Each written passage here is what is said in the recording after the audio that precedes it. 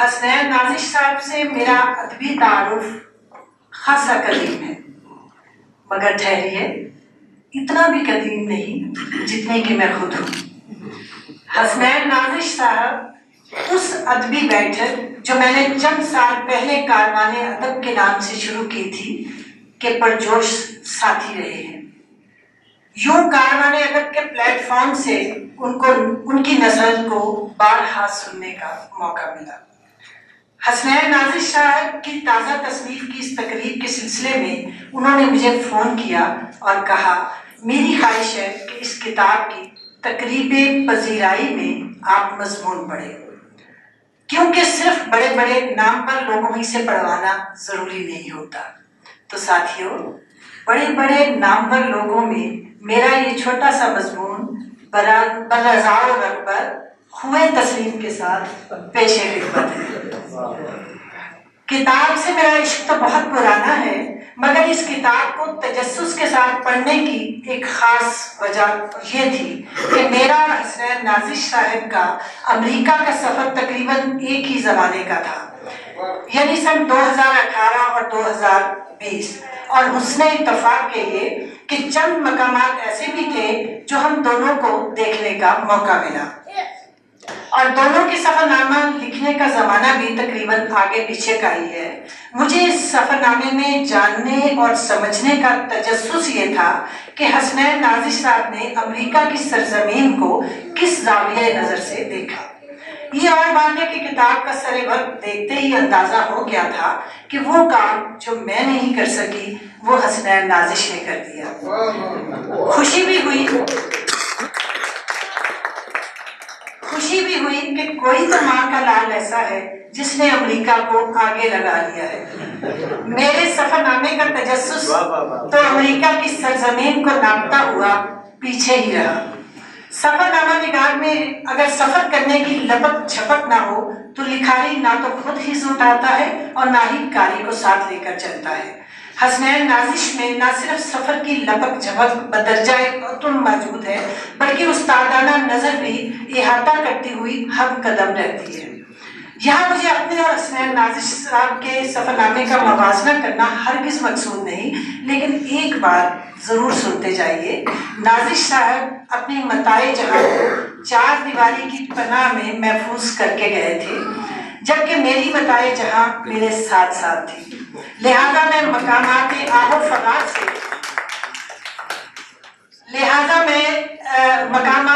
فغاں سے اس طرح نہ گزر سکی جس طرح حسنین نازش گزرے۔ ایک جگہ لکھتے ہیں کوٹ، میوزیم میں سجی اشیاء ایک طرف، لیکن یہاں ایک چلتی پھرتی بولتی سنتی لڑکی آپی سے ملاقات نے اس عجائب خانے میں میری سیر کو چار چاند لگا دیے۔ آپی نے مجھ سے بحر اوقیانوس کے ساحل سی ویو پر ملنے کا وعدہ کیا۔ میں نے بحر اوقیانوس میں رات تو گزاری ہوئی تھی، مگر اس کے ساحل کی حقیقی رونقوں کو دن کے اجالوں میں ابھی تک ٹھیک طرح سے نہیں دیکھا تھا۔ اب اس سے عمدہ کیا موقع ہو سکتا تھا کہ خوبرو حسینہ کے ساتھ بحر اوقیانوس کے ساحلوں کی سیر کی جائے۔ کہنے کا مطلب یہ ہے کہ سفر نامہ خوبصورت اسلوب، سادہ انداز بیان کے ساتھ ساتھ چٹپٹا مسالے دار بھی ہے۔ نازش نے سرمایہ دارانہ نظام کو بھی نزدیک سے دیکھا، پرکھا اور پھر مشاہدے کی آنکھ سے دیکھتے ہوئے اپنے قلم سے صفحہ کرتاز کی زینت بنایا۔ فری حق کا ترجمہ مفت کا معانقہ ہے۔ حسنین نازش لکھتے ہیں، میں نے سوالیہ نظروں سے اپنے بچھڑے ہوئے امریکی بھائی کی جانب دیکھا۔ اس نے آؤ دیکھا نہ تاؤ جھٹ سے ایک بیگ نکال کر مجھے تھما دیا اور بولا، فری حق بیجز 1 for $1۔ میں بھول گیا تھا کہ وال اسٹریٹ میں میرا کوئی بچھڑا ہوا بھائی مجھ سے مفت میں گلے نہیں مل رہا، بلکہ عالمی سرمایہ دارانہ نظام کے مبدا کے ایک چوراہے پر کھڑا ہوں جہاں ایک شخص ایک معانقے کی قیمت بھی وصول کر رہا ہے۔ اس طرح دکانوں پر سیل کے اشتہارات کا سلسلہ اور پھر مفت تصویریں بنوانے کے واقعات کی دلچسپی سے خالی نہیں۔ نیو یارک میں صبح کے مناظر دیکھتے ہیں تو زمانی تقابلی جائزہ انہیں اسلامی تعلیمات کے حوالے سے بے چین کر دیتا ہے۔ لکھتے ہیں، زمانہ شاہد ہے کہ لال قلعہ میں ناشتے کا وقت اور دلی کے برطانوی ماتحت علاقوں میں دن کے کھانے کا وقت ایک ہی تھا۔ یہی وہ زمانہ تھا جب 2000 سے زائد شہزادے وڈیر بازی، مرغ بازی اور کبوتر بازی میں مصروف تھے۔ یہ امریکہ ہے جسے آج کی سپر پاور کہا جاتا ہے۔ اس ملک عظیم کے تقریباً 95% سے زیادہ امریکی رات کا کھانا 7 بجے تک کھا لیتے ہیں، 8 بجے تک بستر میں ہوتے ہیں اور صبح 5 بجے سے پہلے بیدار ہو جاتے ہیں۔ پورے یورپ، امریکہ میں کوئی دفتر، کارخانہ، ادارہ، ہسپتال ایسا نہیں جہاں اگر ڈیوٹی کا وقت 9 بجے ہے تو لوگ 9:30 بجے آئیں۔ یہ سب بتانے کے بعد وہ اپنے ملک کے لوگوں کی تنزلی کی طرف پھسلتی ہوئی عادات و خصائل پر اٹھتے ہوئے لکھتے ہیں، اسلام آباد میں مرکزی حکومت کے دفاتر ہوں یا صوبوں کے یا پھر نیم سرکاری ادارے، ہر جگہ آج بھی لال قلعہ کی مانند زندگی کا دور دورہ ہے۔ سیاح جب بھی سیاحت کے لیے رخت سفر باندھتا ہے، اپنی تہذیب و روایات کو اپنے ساتھ لے کر چلتا ہے اور منزل مقصود پر پہنچ کر اس تہذیب کا بغور مشاہدہ کرتا ہے، پھر ان کے تکاملی جائزے کو قلم بند کر کے آنے والی نسلوں کو سوچنے، سمجھنے اور اپنا راستہ متعین کرنے کا موقع فراہم کرتا ہے۔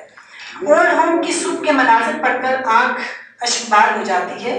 نئی روشنی کی چکا چوند میں اولڈ ہوم کی چیختی چنگھاڑتی تنہائی کا تذکرہ ترقی کی وہ شکل دکھاتا ہے جو ہماری نظروں سے اوجھل تو نہیں مگر ہم اس کے پیروکار ضرور ہیں۔ 9/11 کے بعد میں 9/11 کے حوالے سے معلومات تو ملتی ہیں مگر مطلوبہ مقام کو دیکھنے اور اس مقام کے عینی شاہد کے حوالے سے تذکرہ مفقود ہے۔ زندگی ساکت اور جامد چیز کا نام نہیں، جو زمانہ بدلتا ہے حالات و واقعات میں بھی تبدیلی آتی ہے، تہذیب و تمدن بھی مختلف رنگ و نسل کے لوگوں کے ملاپ اور رشتے ناتوں سے نئے پیرہن بدلتے ہیں۔ فاصلوں کی کمی اور آمد و رفت کی سہولتوں کی وجہ سے زمانہ تیزی سے بدل رہا ہے، لہٰذا کسی بھی زمانے میں لکھے جانے والا سفر نامہ مذکورہ زمانے کو لکھاری کی آنکھ سے دیکھتا اور اس کی شبیہ بناتا چلا جاتا ہے۔ اس لحاظ سے میں سمجھتی ہوں کہ حسنین نازش کا سفر نامہ امریکہ سادہ انداز بیاں، دل فریب اور جداگانہ اسلوب، امریکی طور طریقے، بود و باش، عمارات کی خوبصورتی، سمندروں پر چلنے والی زندگی اور سرمایہ دارانہ نظام کے حوالے سے چونکا دینے والے تجربات کی وجہ سے اپنی انفرادی حیثیت سے یاد رکھے جائے گا۔